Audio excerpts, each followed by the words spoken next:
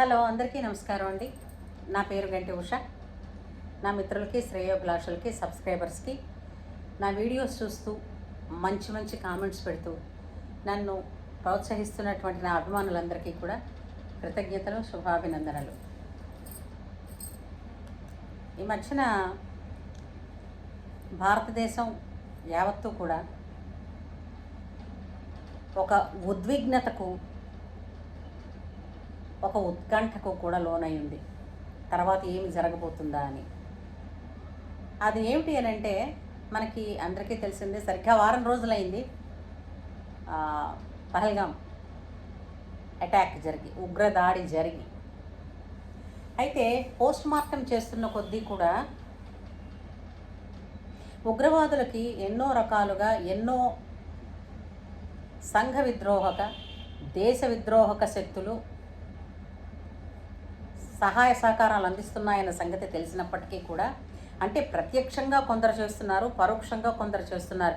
ఆ పరోక్షంగా చేస్తున్న వాళ్ళు తెలిసి చేస్తున్నారా, తెలియక చేస్తున్నారా అన్నది మాత్రం తెలుసుకోవాల్సింది. అది మన భారతీయులందరికీ కూడా హక్కు ఉంది. ఆ హక్కుతోనే నేను ఈరోజు అంటే ఈ వేదిక ముఖంగా నేను ఒక సెలబ్రిటీని ఈ విషయాలు అడగదలుచుకున్నాను. ఆ సెలబ్రిటీ అందరికీ తెలుసు. మొట్టమొదట మజ్ను సినిమాతో వచ్చి, తర్వాత మంచి హిట్ సినిమాస్లో హీరో అనిపించుకుని, మన్మథుడిగా ఎదిగి, మన్మథుడు 1, 2 అయ్యి, రక్షకుడు అనే పేరుతో కూడా సినిమా తీసుకుని దేశ రక్షణలో టాప్ 1 ఆఫీసర్గా ఉంటాడన్నట్టుగా ఒక టైటిల్ తోటి వైల్డ్ డాగ్ అను, వైల్డ్ టైగర్ అను ఏదో ఒక సినిమా కూడా వచ్చింది. వీటన్నింటిలోనూ హీరోగా అతను వేసినప్పుడల్లా ఆ సినిమాలు చూడడానికి చాలా చాలా ఉత్సుకతతోటి, కిల్లర్ సినిమా కూడా చాలా ఎక్సైట్మెంట్తో చూసాం. అయితే తర్వాత అతను బిగ్ బాస్ అనేటువంటి ఒక సీరియల్ చాలా ఫేమస్ అయిపోయినటువంటి ఆ సిరీస్ నడుస్తూనే ఉందన్నారు. ఇప్పటి వరకు నేనైతే ఆ బిగ్ బాస్ అవి చూడలేదు. దాని సంగతి ఏంటో కూడా, అంటే దానిలో ఎంట్రీ ఏమిటి, ఇలాంటి ఈ విషయాలు ఏమీ నాకు తెలియదు అనుకోండి. కానీ ఒకటి మాత్రం నిజం, బిగ్ బాస్లో ఎవరెవరైతే బిగ్ బాస్ ద్వారా సెలబ్రిటీస్ అయ్యారో, అంతో ఇంతో యూట్యూబర్స్గా తెలిసిన వాళ్ళు బిగ్ బాస్ ద్వారా మరింత సెలబ్రిటీస్ అయ్యి, తద్వారాగా వాళ్ళు బయటకు వచ్చి బెట్టింగ్ యాప్స్ని ప్రమోట్ చేస్తూ కోట్లకి పడగలెత్తి అనేక రకాల ఆస్తులు కొనుక్కుని చాలా విలాసవంతమైనటువంటి జీవితాలు జీవిస్తున్నారు.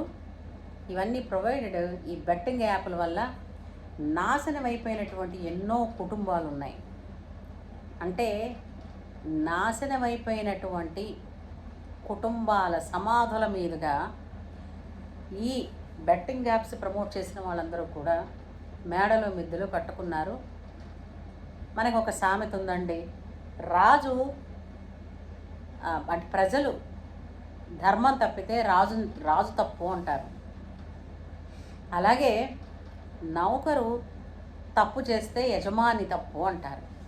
అలాగే కూతురు మాట వినకపోతే తల్లి తప్పని, కొడుకు దారి తప్పితే తండ్రి తప్పని అంటారు. ఈ విధంగా బిగ్ బాస్ను నడిపిస్తున్నటువంటి సెలబ్రిటీ నాగార్జున గారు.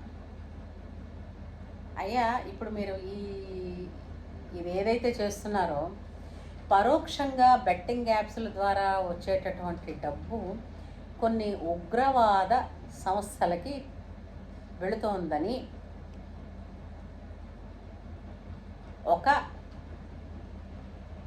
ఒక వాదం వచ్చింది. అది మీకు కూడా తెలుసు. ఆ విధంగా చెప్పిన వాళ్ళు యూట్యూబ్లో వాళ్ళ వీడియోస్ కూడా ఉన్నాయి, మీరు చూడొచ్చు. ఇంతకీ ఏంటంటే, బెట్టింగ్ యాప్ల్ని ప్రమోట్ చేయడం తప్పని తెలిసి, మనకి తెలుసు కదండి, ఇప్పుడు ఒకళ్ళని జూదం ఆడమని ప్రేరేపణ చెయ్యడం, అలా అంటే మేము ఆడమన్నామని ఆడతారా అంటారు. ఎప్పుడైనా సరే యూత్ని ఇన్ఫ్లుయెన్స్ చేస్తున్నవి ఏమిటి ఉన్నాయో చెప్పండి.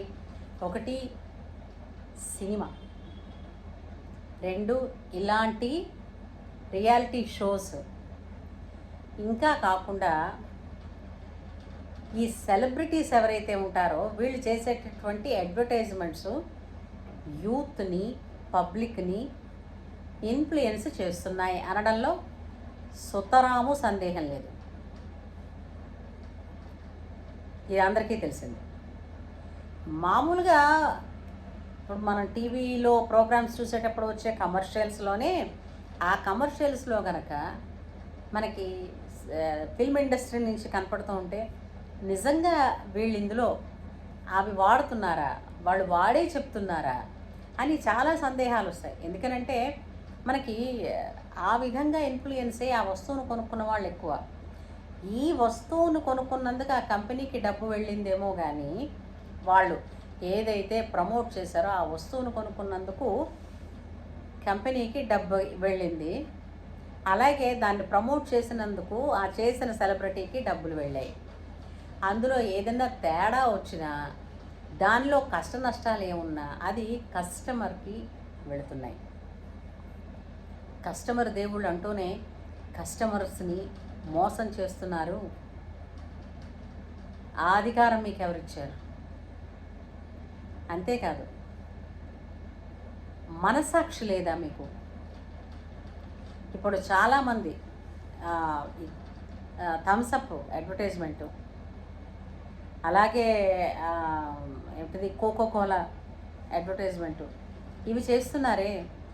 నిజంగా అవి తాగితే ఏమిటి మీరు చెప్పినట్టుగా అదేదో జోష్ వస్తుందనా? ఇంకో డ్రింక్ కూడా ఉంది దానికి, డర్కే ఆగే జీతే అని, అది కూడా వస్తుంది. ఇవన్నీ నిజంగానే మీరు తాగి మీ బలాన్ని పెంచుకుంటున్నారా? ఆ డ్రింక్స్లో ఏముందో, అవి ఎముకలని ఎంతగా బలహీనపరుస్తాయో మీకు తెలుసు కదా. తెలిసి చేస్తున్నారు అని అంటే మీరు పరోక్షంగా మహాపాపాన్ని మూటగట్టుకుంటున్నారన్న సంగతి మీకు తెలియటం లేదా? మీరు సంపాదించిన ఆస్తి ఎలా అయితే మీ పిల్లలకి వెళుతుందో, మీరు సంపాదించినటువంటి పాపపు ఆస్తి కూడా వాళ్ళకే వెళుతుందండి. ఇది ప్రకృతి తాలూకు నేచరు, ప్రకృతి తాలూకు తీర్పు, నిర్ణయాలు ఇలా ఉంటాయి. దాని ముందు నిలబడలేం, దానికి జాలి లేదు. ఆత్మసాక్షి ఒక్కటే. ప్రకృతికి తెలుసు తనని తాను ఎలా క్లీన్ చేయాలో. తను ఒకసారి క్లీన్ చేయడం మొదలుపెట్టిందంటే ఎవరు నిలబడలేము ఎదురు. కాబట్టి ఉగ్రవాద సంస్థలకి వెళుతోందని తెలిసి చేసినా తెలియక చేసినా తప్పేనండి నాగార్జున గారు. మీరంతా కూడా ఆ చెట్టు పేరు చెప్పి కాయలు అమ్ముకుంటున్న వాళ్ళు తప్ప మిగిలిన సంగతి మీకే తెలుసు. మీ వాళ్ళు ఎంత సక్సెస్ అయిపోతున్నారో సినిమాలలో అనడానికి. కాబట్టి రిక్వెస్ట్ ఏంటంటే ఒకసారి పునఃపరిశీలించుకోండి. బెట్టింగ్ యాప్స్ చేసిన వాళ్ళందరిలో మ్యాక్సిమం మీ దగ్గర నుంచి వచ్చిన వాళ్ళే, మీ బిగ్ బాస్ నుంచి వచ్చిన వాళ్ళే. ఈ బెట్టింగ్ యాప్స్ వల్ల ఆత్మహత్యలు చేసుకున్న వాళ్ళు ఎంతోమంది ఉన్నారు. ఆస్తులు పోగొట్టుకుని అడుక్కు తినే స్థాయికి దిగిపోయిన వాళ్ళు చాలామంది ఉన్నారు.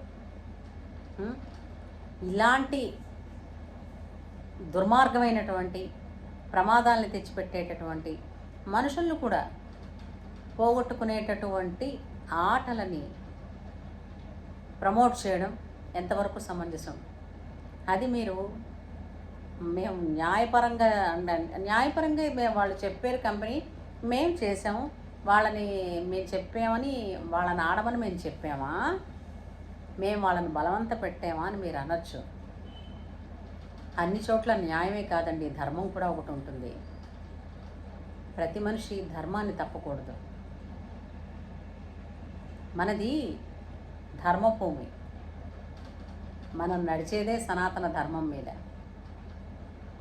ఎట్టి పరిస్థితుల్లోనూ కూడా ధర్మం తప్పని వాడే విజేత అని మనకి రామాయణం నుంచి గ్రంథాలన్నీ చెప్తున్నాయి.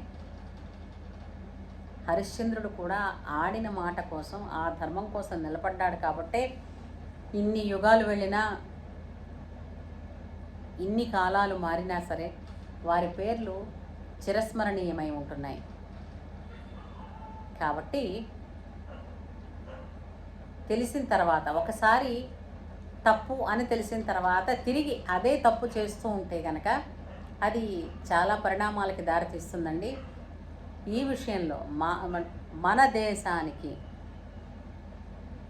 ఇబ్బంది కలిగించే రీతిలో ఏ ఒక్కళ్ళు ప్రవర్తించినా ఈ విధంగానే నా వంటి వాళ్ళు ఎలుగెత్తి ధైర్యంగా అడుగుతారన్న సంగతి గుర్తుపెట్టుకోండి.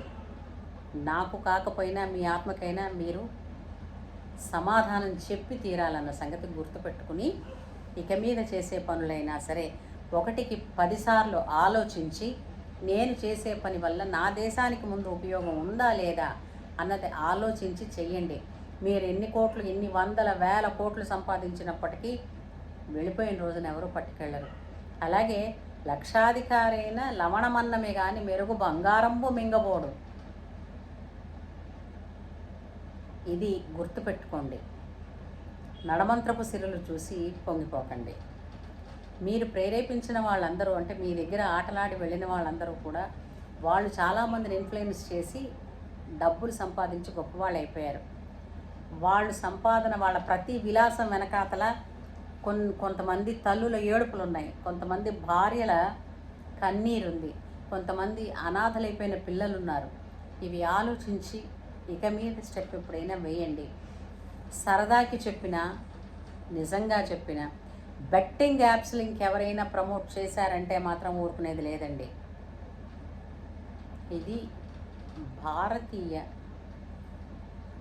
ఒక పౌరురాలుగా నా హక్కు. ఇది నేను అడగడం నాకున్న హక్కు. నా హక్కు నేను వినియోగించుకుంటాను. సమాధానం చెప్పాల్సిన అవసరం మీకైతే ఉంది. సో మై డియర్ ఫ్రెండ్స్, ఎక్కడ అన్యాయం జరిగితే అక్కడ ఖండించండి, ఎక్కడ అధర్మం జరిగితే అక్కడ దాన్ని ఎలుగెత్తి ఇది అధర్మము అని కనీసం చెప్పే ప్రయత్నం చేయండి. ఏమంటారు? సో పెద్దగా నో చెప్పాలి ఫర్ బెట్టింగ్ యాప్స్, అలాగే పెద్దగా నో చెప్పాలి ఈ పనికి మాలినటువంటి కమర్షియల్స్. అవి నిజంగా వర్త్ లేనటువంటి వాటి గురించి వీళ్ళు సెలబ్రిటీస్ చెప్పేస్తే మనం వాటిని ఉపయోగించేసుకుంటున్నాం. అది ఎంత హాని చేస్తుందో ఆరోగ్యానికి. ఇవి ఇక మీద గుర్తుపెట్టుకుందాం. ఏమంటారు? సరేనా? మేరా భారత్ మహాన్. జై హింద్.